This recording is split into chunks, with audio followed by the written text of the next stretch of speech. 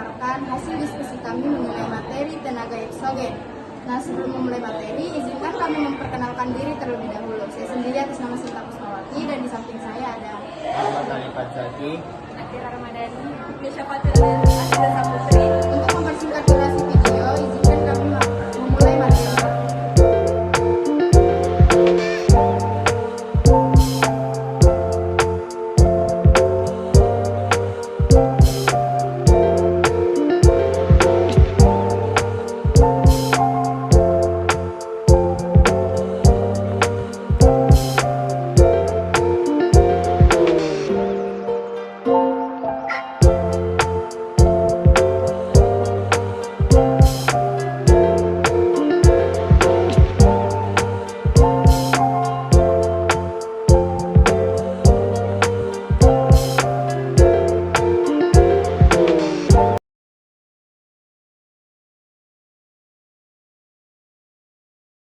Baik, untuk materi pertama yang akan saya jelaskan yaitu mengenai pengertian tenaga eksogen. Nah, seperti yang kita ketahui, tenaga eksogen adalah tenaga yang berasal dari luar bumi yang mempengaruhi permukaan bumi. Tenaga ini bersifat merusak dan berlawanan dengan tenaga endogen, yang dimana membentuk permukaan bumi dari dalam. Sumber utama dari tenaga eksogen adalah matahari, angin, air, dan makhluk hidup. Proses-proses dari tenaga eksogen meliputi pelapukan, erosi, sedimentasi, dan masostik. Untuk penjelasan lebih lanjutnya akan dijelaskan oleh Mukmi Syafat.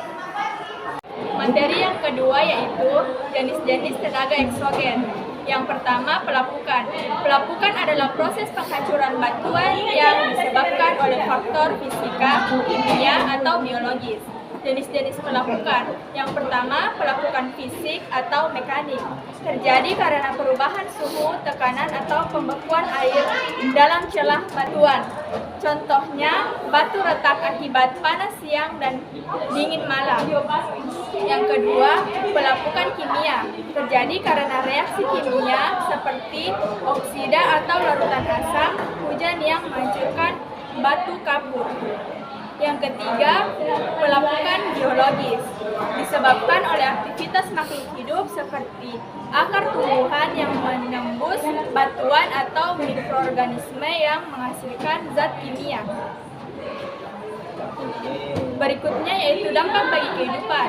Yang pertama, membantu pembentukan tanah dari batuan. Yang kedua, dapat menyebabkan runtuhnya bangunan atau tebing.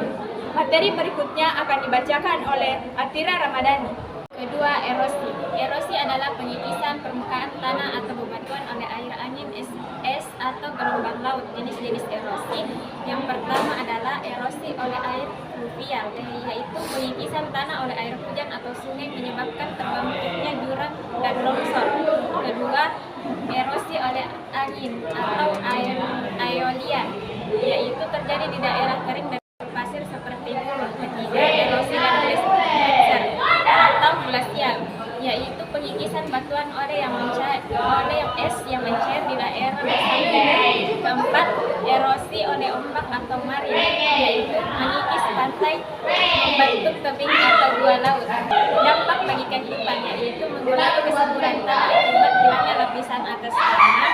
Kedua, menyebabkan longsor dan banjir. Ketiga, membentuk bentang atau delta atau tambah sungai. Selanjutnya, saya akan membacakan materi yang keempat, yaitu maswasting atau kerap dikenal sebagai gerakan tanah. Nah, maswasting adalah pergerakan tanah atau batuan secara gravitasi tanpa bantuan air, angin, atau es.